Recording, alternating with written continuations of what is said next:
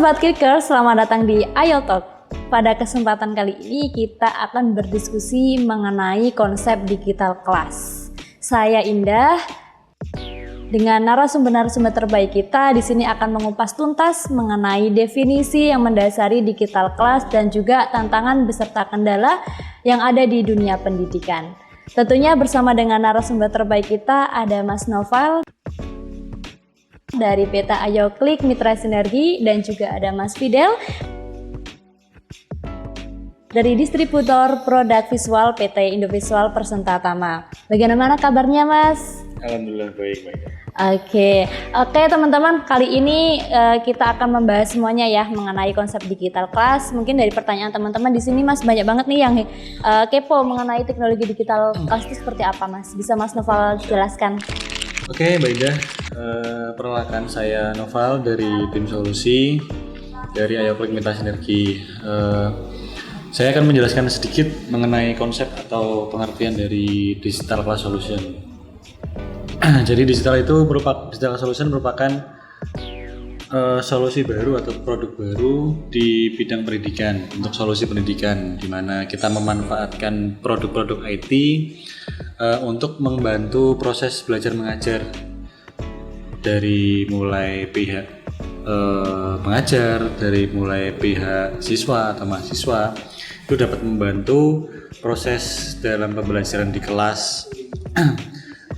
Kemudian untuk konsepnya kita menganut lebih ke hybrid kelas, jadi penggabungan antara kelas online dan juga kelas offline. Jadi pemanfaatan dalam solusi ini lebih ke kelas hybrid. Jadi mungkin pengertian singkatnya seperti itu, Mbak Indah. Oke, baik, berarti lebih ke konsep hybrid kelas gitu ya, Mas ya. Kalau untuk teknologi utama nih, Mas, di digital class itu seperti apa sih dan pengaruhnya untuk teknologi tersebut dalam proses belajar siswa itu gimana sih, Mas?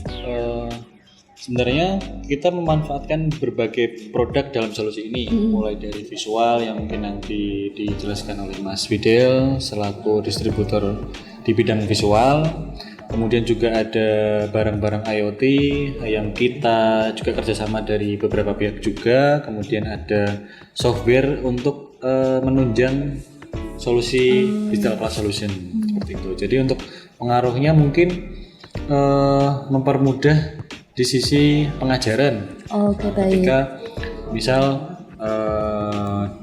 dosen atau guru itu melakukan proses belajar mengajar, tetapi ada beberapa mahasiswa yang mungkin bukan tinggal kelas, lebih ke tidak bisa hadir ketika kelas itu berlangsung. Mungkin dia sedang ada kegiatan di luar, atau mungkin memang dosennya yang memberikan mahasiswa itu waktu untuk online di rumah juga. Jadi kan ada beberapa kampus atau beberapa sekolah yang memang siswanya itu tidak 100% hadir di kelas seperti itu. Jadi dari permasalahan tersebut muncullah solusi dari kita, yaitu hybrid class itu. Jadi membantu proses belajar mengajar menggunakan berbagai produk IT yang memang yang utama itu kita di CCTV dan produk visual seperti IFP, CCTV yang ada AI-nya dan juga penunjang software-softwarenya seperti itu. Nanti mungkin konsep atau contoh videonya bisa diputar di video wall seperti itu. Jadi mungkin penjelasannya akan lebih jelas kita ketika menggunakan video seperti itu. Baik, berarti nanti ditayangkan ya untuk video contohnya seperti apa gitu ya. Dan mungkin lebih ke ini ya, pengaruhnya kalau misal ada siswa yang absen gitu ya, Mas ya, nggak hadir, terus kita bisa lewat Zoom mungkin seperti itu ya, Mas ya. Kalau misalnya nggak bisa hadir atau mungkin dosen kan kadang banyak yang minta online kayak gitu, bisa juga ya dari siswanya di kelas terus dosennya lewat Zoom gitu bisa ya, Mas. Oke, berarti lebih enak ya dari teman-teman. Jadi kalau misalnya ada yang di sini kuliah atau lagi sekolah mungkin ada kendala buat hadir, kita ada sistem konsep digital class nih. Jadi memudahkan teman-teman semua nggak perlu khawatir ketinggalan pelajaran karena ada konsep digital class nih dari kita ya gitu. Kalau dari sisi kelemahan dan keunggulannya itu gimana nih Mas? Kan pasti ada kekurangan dan kelebihan masing-masing nih dari digital class nih. Mungkin dari sesi pembelajaran karena kan kita ada jarak jauh juga ya. Mungkin kemarin waktu COVID misalnya ada pembelajaran jarak jauh itu ada kelemahan dan keunggulan dari digital class nggak sih Mas? Sebenarnya seperti ini, yang seperti dijelaskan sama Mas Noval, untuk digital class itu dia konsep kelas yang digabungkan atau didigitalisasikan dari yang sebelumnya konvensional hanya dengan papan tulis atau whiteboard, blackboard pakai kapur kan dulu itu kan udah yang dari zaman SD kan mungkin pakainya kapur, terus akhirnya nanti di kuliah itu pakainya udah whiteboard, spidol, terus daripada akhirnya itu kan berubah menjadi digital. Betul. Menggunakan IFP. IFP itu apa sih sebenarnya? Nah, jadi IFP ini sebuah interactive flat panel. Jadi untuk gambaran simpelnya itu dia seperti whiteboard, cuman dia digital. Dia bisa touchscreen, dia bisa menampilkan video, dia bisa menampilkan apapun.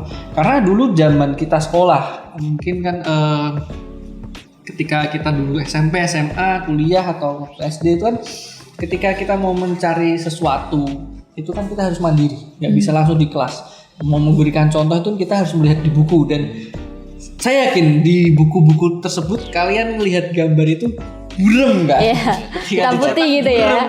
Hitam putih atau mungkin ada yang berwarna pun kalau kadang harga buku itu juga mahal gitu. Iya. Nah karena sekarang udah zamannya era digital itu ketika kita melihat sesuatu bisa melihat dengan video langsung tuh pakai HP gitu kan. Nah karena beberapa sekolah biasanya kan kita melarang untuk mahasiswanya ketika ada kegiatan belajar mengajar menggunakan HP atau gadget.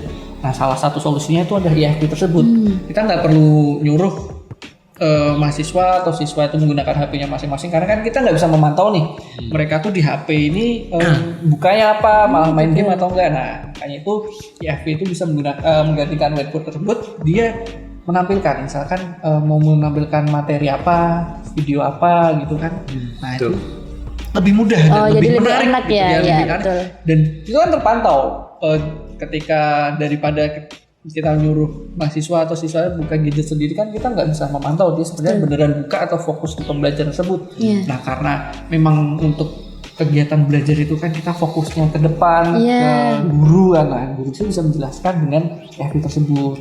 Dia mau menulis, mau menampilkan video, mau menampilkan apa itu bisa karena IFP ini memiliki beberapa fitur yang tadi bisa dibilang sama Mas Noval itu fitur hybrid. Nah, jadi di IFP ini itu sudah memiliki dua operating system, sistem Android dan sistem Windows. Itu rata-rata ya mereka ada satu paket.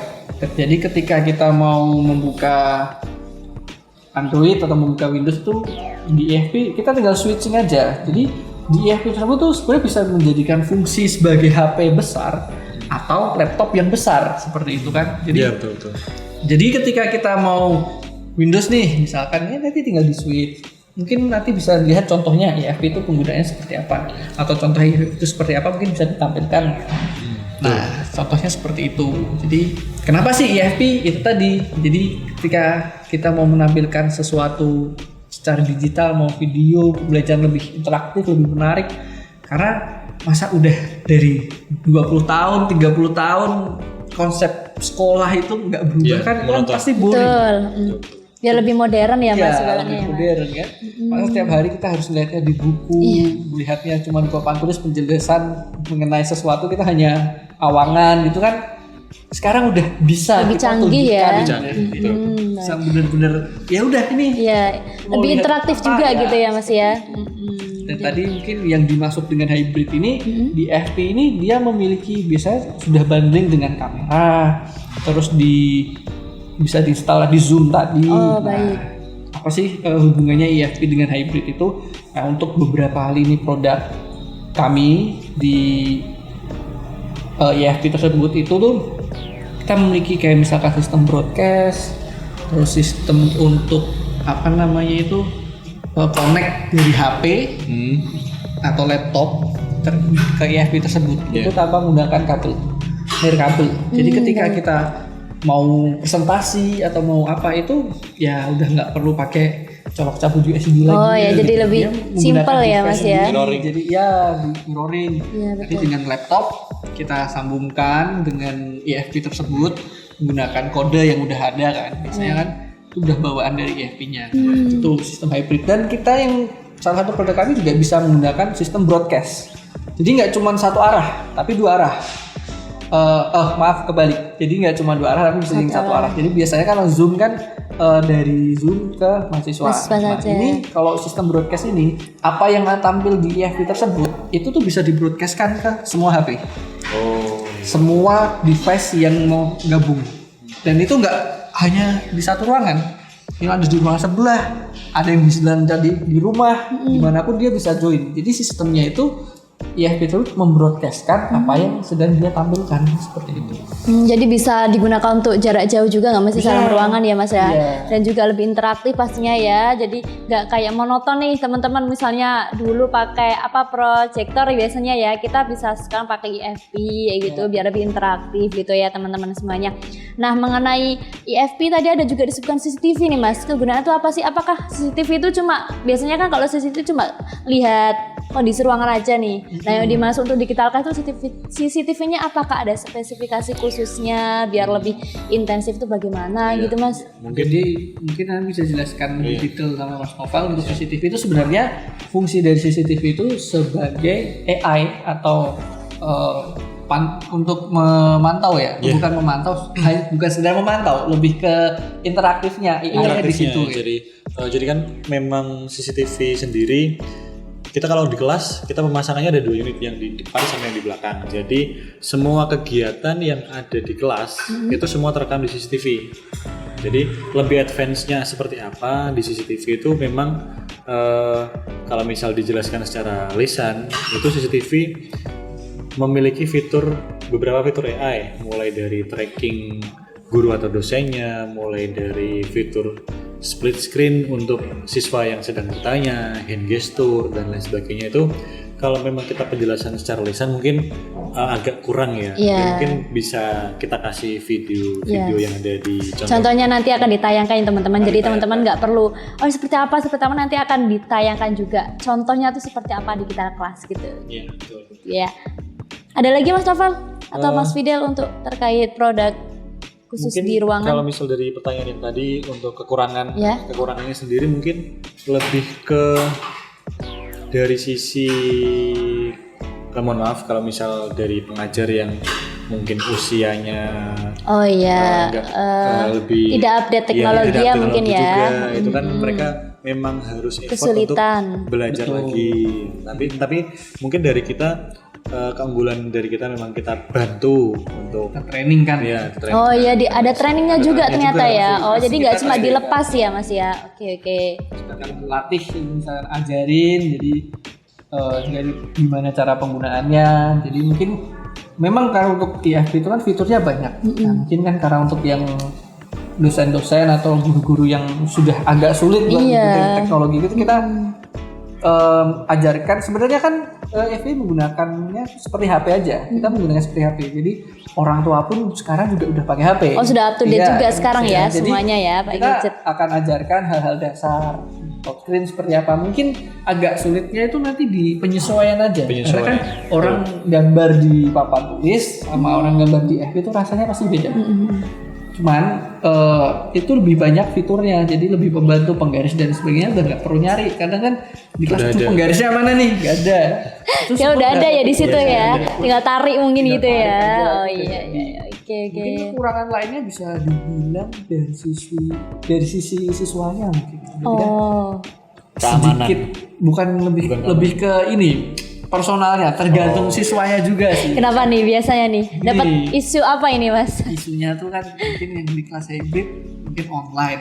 Nah, itu ternyata dia tidur, nggak ngikutin kelas. Betul. Itu sebenarnya lebih ke balik lagi ke dari sisi siswanya. Dia mau serius masing-masing mengikuti kelas atau enggak. Nah, kesusahannya itu kan, kelemahannya itu kan kita tidak bisa memantau nih.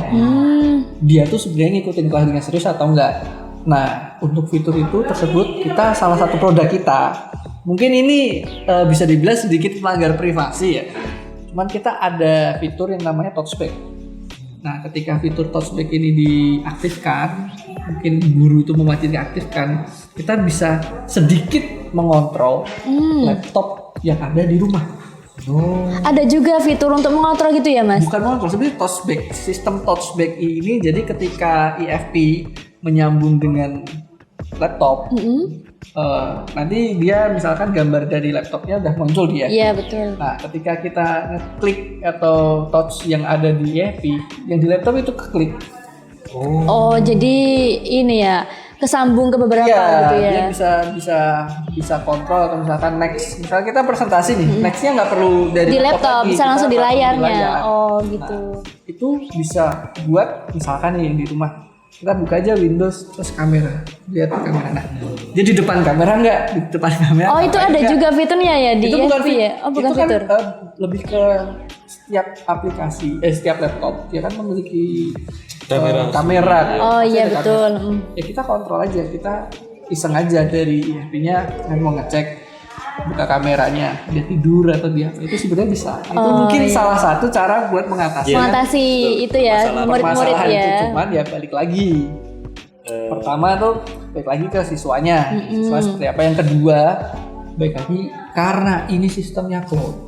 Dia akan sangat bergantung dengan internet. Betul. Nah, maka dari itu internet ini tuh sangat dibutuhkan untuk menjalankan hybrid class tersebut. Menunjang.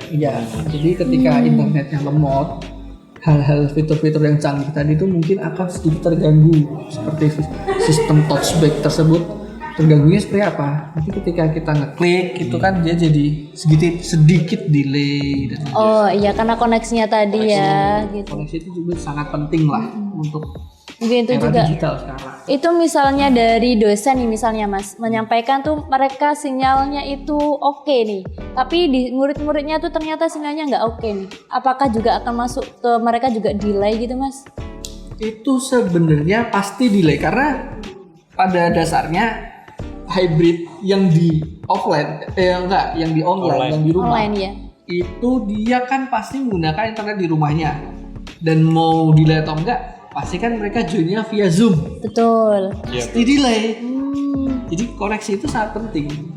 Jadi mau gimana pun juga, mau secanggih apapun juga, kalau misalkan internetnya tidak mendukung ya mohon maaf pasti ada kekurangan kendala juga ya gitu. Jadi teman-teman di sini itu ada beberapa kekurangan ya, mungkin bisa dicatat atau mungkin bisa dipelajari lebih lanjut lagi. Yang salah satunya ya koneksi, gimana caranya misalnya teman-teman pembelajaran jarak jauh ya koneksinya harus stabil, harus sudah oke. Jadi bisa interaksi sana antara dosen dengan teman-teman semuanya itu bisa oke gitu. Itu kan buat kekurangan ya Mas ya. Itu kan sebenarnya juga bisa dibantu misalkan ada program pemerintah kan. Kayak misalkan nanti kita buat kayak di tiap desa ada apa sih namanya itu kayak mungkin internet ruangan cafe. Ya internet cafe aja di tiap desa dibikin internet cafe, di situ nanti dikhususkan dari jam 7 sampai sore itu buat sekolah. Terus sebenarnya kan kita bisa masuk di situ juga kan. Kita bisa kayak menyediakan ruangan tersebut. Nah, di situ kita menyediakan IFP juga, jadi entar IFP yang di untuk offline nggak bisa datang, untuk offline. Bisa dengan yang di sekolah atau yang di desanya tersebut. Jadi lebih hal-hal seperti itu sih. Lebih banyak solusinya juga ya. Jangan berpatokan karena sulit sinyal dan sebagainya, itu bisa disolusikan dengan beberapa cara tadi gitu ya teman-teman. Nah itu untuk kekurangan nih Mas. Kalau untuk keunggulan sendiri pasti banyak nih digital class itu seperti apa? Sebenarnya keunggulan itu kita bisa lihat dari misal yang Mas Fidel jelaskan tadi, kalau misal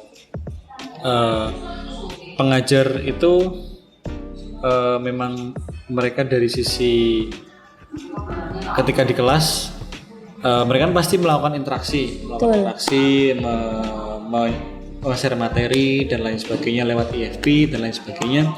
Itu kalau dari segi CCTV sebenarnya fitur utamanya kita merekam semua kegiatan yang ada di kelas selama kegiatan berlangsung, itu kita direkam. Jadi ketika misal siswanya misal ada kegiatan yang lain ketika dia ikut online ternyata capean, mungkin ketiduran dan sebagainya, kan itu bisa saja. Tapi di fitur kita sebenarnya ada sistem command center-nya. Jadi setiap pengajaran di hari itu dengan dosen siapa, hari apa, jam berapa itu ada fitur untuk bukan playback, jadi direkam istilahnya. Jadi file rekaman itu bisa dilihat lagi oleh siswa atau mahasiswa yang mungkin istilahnya ketinggalan lah. Jadi ada backup-annya gitu ada ya Mas ya. Di comment center itu ya Mas ya. Di sistemnya kita ada seperti itu. Jadi itu udah include ya. Download ya. Sudah. Berarti untuk comment centernya udah include berarti dalam sudah konsep include. digital class ini ya. Oke, berarti udah ada backup-annya teman-teman. Nggak perlu khawatir misalnya kalian tiba-tiba ketiduran ya atau mungkin berhalangan hadir. Ya, ketiduran. Iya juga sih. Itu ayo teman-teman nggak boleh gitu ya, agak repot ya. Jadi ada backup-nya teman-teman misalnya mau minta gimana kemarin atau jam sekian itu pembelajarannya kurang paham, itu bisa diulang lagi gitu ya Karena Mas. memang zaman sekarang kalau misalkan kalian tahu juga itu sebenarnya kan kelas-kelas online kan sekarang udah banyak. Kelas-kelas online yang bersertifikat pun Iya, udah banyak. betul. Nah itu kan sistemnya juga sama, kita bayar di awal. Ketika ada kelasnya jam berapa tapi kita nggak bisa join, itu kita bisa download ya. Betul. Jadi sistemnya sama seperti itu. Kalian kuliah nggak bisa datang, ya udah kita tinggal download aja itu hari itu ngapain aja, dan itu kan udah ada dari video. Mungkin kan kekurangannya kalian nggak bisa tanya secara langsung, tapi untuk materi kalian tetap masih bisa Dapat semua. Masih bisa. Ya, seperti itu. Bisa dari course seperti itu. Oke, jadi untuk kelemahan dan juga keunggulan pasti ada nilai plus minusnya ya teman-teman. Jadi itu semuanya kesimpulan mengenai konsep digital class nih, oke ya. Nah terkait tadi ada murid, ada pengajar, itu ada tantangan atau kendala yang signifikan nggak sih Mas untuk mengatasi hal tersebut, itu bagaimana? Misalnya dari sisi pengajar ada kesulitan bagaimana, atau ada kendala A, B, C, itu cara mengatasi dari pihak tim solusinya itu bagaimana gitu?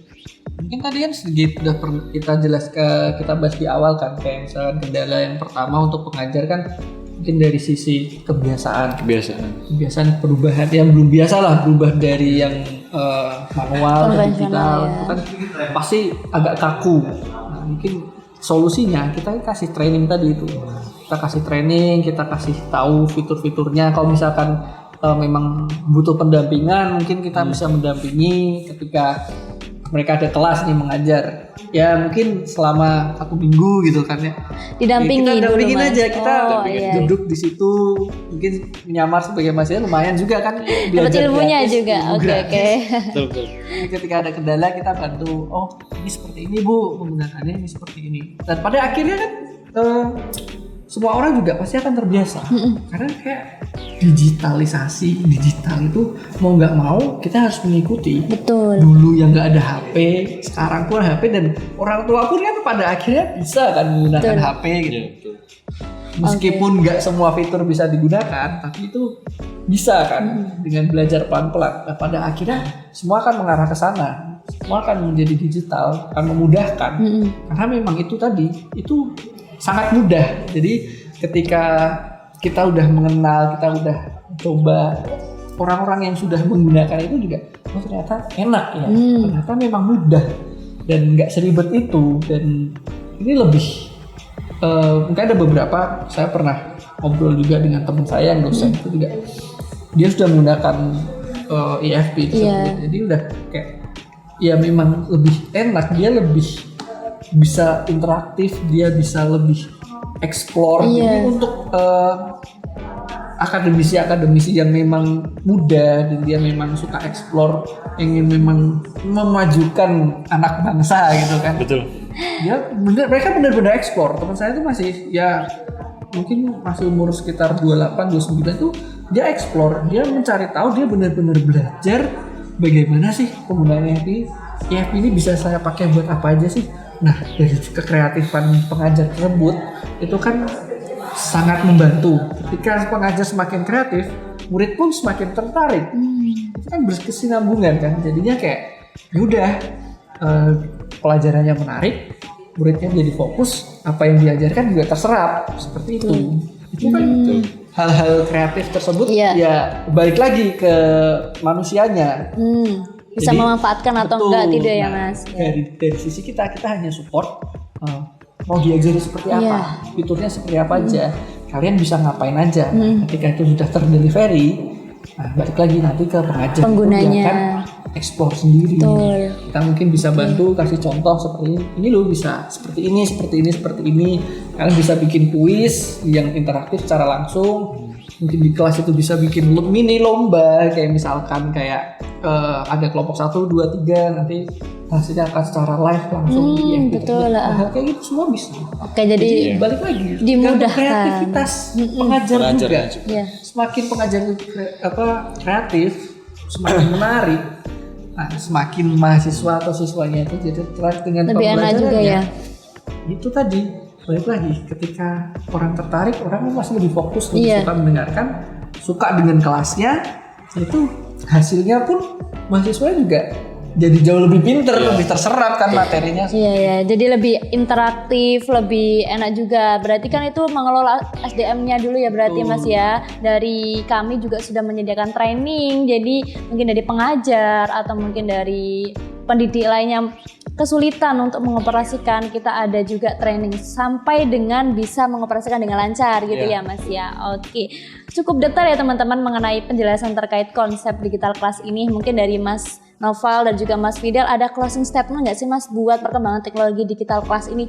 Mungkin biar para pendidik ataupun murid itu bisa, oh seperti ini ternyata, jadi mereka lebih tertarik untuk menggunakan konsep digital class ini. Mungkin dari Mas Noval dulu, closing statementnya bagaimana Mas? Mungkin closing statement saya lebih ke teknologi itu akan terus berkembang dan bagaimana caranya kita bisa memanfaatkan dengan baik. Jadi bagaimana teknologi itu bisa hidup sejajar dengan kita. Jadi supaya apa yang kita bisa lakukan ke depannya, pemanfaatan teknologi itu juga bisa dimanfaatkan dengan baik. Begitu ya Mas ya. Oke, kalau dari Mas Fidel sendiri mungkin dari segi Bukan lebih ke closing statement, Iya. ada lebih cerita lagi nih. Ini beberapa hari yang lalu nih, cerita saya lagi juga nih jadi. melihat di sosial media. Oh iya iya. Ada sebuah kelas. Kelas itu dia menggunakan proyektor. Proyektor itu tapi interaktif. Itu viral di sosial media. Ketika saya lihat komennya, mereka kan pada excited. Mahasiswa, wah keren ya, wah bisa kayak gini ya, wah ternyata seperti ini ya. Itu viral. Dan ketika saya sebagai orang yang mungkin mengerti IFP, interaktif dan hybrid kelas seperti ini, jadi saya lihat, oh ternyata respon dari siswa itu juga Positif. Dari masyarakat itu positif. Ya mungkin ada beberapa sedikit komentar nyeleneh kan, kayak misalkan nanya mungkin itu mahal nggak pasti dan lain sebagainya. Nah itu tadi sebenarnya kalau untuk balik mahal atau enggaknya itu kan kita tergantung, kita sesuaikan dengan kebutuhannya. Kebutuhannya betul. Ya, mau fokusnya di mana? Untuk apa kegunaannya begitu ya Mas. Lihat seperti hal tadi, ketika itu viral, kita melihat ternyata dia antusias itu padahal hanya sekedar proyektor interaktif, oke. bukan IFP. Oh ini beda lagi ya. Beda. Oh ini proyektor itu bagaimana nih Mas? Iya, proyektor interaktif ini dia menggunakan sensor juga. Ketika proyektor biasa kita tembakkan ke layar, tapi udah bisa interaktif. Oh gitu. Nah, poin saya itu sebenarnya menunjukkan bahwa untuk proyektor interaktif dan IFP ini sebenarnya jauh lebih banyak fiturnya IFP. Jauh, sangat jauh. Bagus, lebih bagus. Ya mungkin saya bisa bilang bagus IFP lah. Karena kan memang dia bisa feedback interaktif satu sama lain. Nah, kalau untuk proyektor interaktif ini kan hanya sebagai pengganti untuk whiteboard tersebut. Betul. Jadi mungkin dia masih bisa lah kalau misalkan untuk buka YouTube dan lain sebagainya. Nah itu tadi ketika kita lihat ternyata respon masyarakat itu positif. Iya. Mahasiswa tuh, siswa-siswa mungkin itu kalau nggak salah itu di SMA. Oh di Kelasnya SMA. di SMA apa saya agak lupa. Nah untuk kelas SMA aja Sudah bisa lah memakai seperti ya, itu. apalagi Kalau untuk misalkan mungkin Kampus. Kampus, anggarannya iya. mungkin memang bisa difokuskan ke sana atau memang mau maju ke digitalisasi. Bisa. Saya yakin bisa lah. Bisa lah gitu. Oke. Mungkin kan teman-teman mahasiswa-siswa yang memang melihat itu hal yang menarik, mungkin bisa mengusulkan ke sekolahnya atau ke prodinya kan. Demi ke ini ya, perkembangan teknologi Iya. ada kemajuan biar juga murid-muridnya tuh nggak kudet gitu ya istilahnya ya. Karena ketika saya melihat videonya tersebut, antusias dari siswanya itu juga mungkin awal-awal kan wah keren ya. Iya, gini. betul. Ternyata bisa, padahal itu teknologi lama loh. interaktif projector itu teknologi lama. Tapi baru ini tahu. UFP. Dan baru kita jujur kita sangat ketinggalan lah. Kalau misalnya dibanding dengan negara-negara maju yang lain, hal-hal seperti ini memang kita sangat ketinggalan, cukup jauh lah ketinggalannya. Nah maka dari itu kan, karena itu semoga pemerintah kan juga lebih fokus, kita bisa mengejar digitalisasi tersebut, kita bisa mengejar teknologi yang udah ada, itu kita bisa memanfaatkan semaksimal mungkin. Itu kita bisa sangat membantu, kita bisa membuat sekolah itu tidak boring, kita bisa membantu buat mahasiswa atau siswa itu lebih menyenangkan, sekolah nggak monoton gitu ya, bisa interaktif. Ya, mungkin seperti itu. Iya, jadi gitu ya teman-teman ya. Banyak sekali hal-hal yang terikat dengan konsep digital class ini. Pastinya juga teman-teman selalu update ya, atau mungkin lihat-lihat berita viral untuk perkembangan teknologi seperti apa, itu juga bisa nih untuk cari tahu gimana sih digital class, atau mungkin bisa disampaikan ke guru-guru kalian atau dosen untuk biar pembelajar lebih interaktif seperti itu ya. Oke, terima kasih Mas Noval dan juga Mas Fidel untuk kesempatan hari ini sudah mau berdiskusi dengan kami. Sedikitnya kurang lebih seperti itu gitu ya. Oke teman-teman semuanya, mungkin itu saja untuk diskusi terkait digital class pada kesempatan kali ini. Tentunya banyak banget yang kita dapat pelajari, mulai dari definisi, produk, dan juga spesifikasi seperti apa yang kita dapatkan dan juga kita butuhkan untuk konsep digital class. Dan tentunya ada banyak tantangan dan juga kendala yang sudah ditampaikan tadi ya. Tapi dengan adanya kendala dan juga tantangan itu, antara pendidik, murid itu juga saling bersinergi dan berkolaborasi agar tercapainya teknologi yang canggih dan bisa diterapkan di sekolah ataupun universitas gitu teman-teman ya. Mungkin dari teman-teman ada komen ataupun saran untuk pembahasan selanjutnya kita mau apa, bisa komen di bawah ini ya teman-teman ya. Jangan lupa like, komen, dan subscribe. Sampai jumpa di podcast selanjutnya. Terima kasih Mas. Terima kasih. Sama.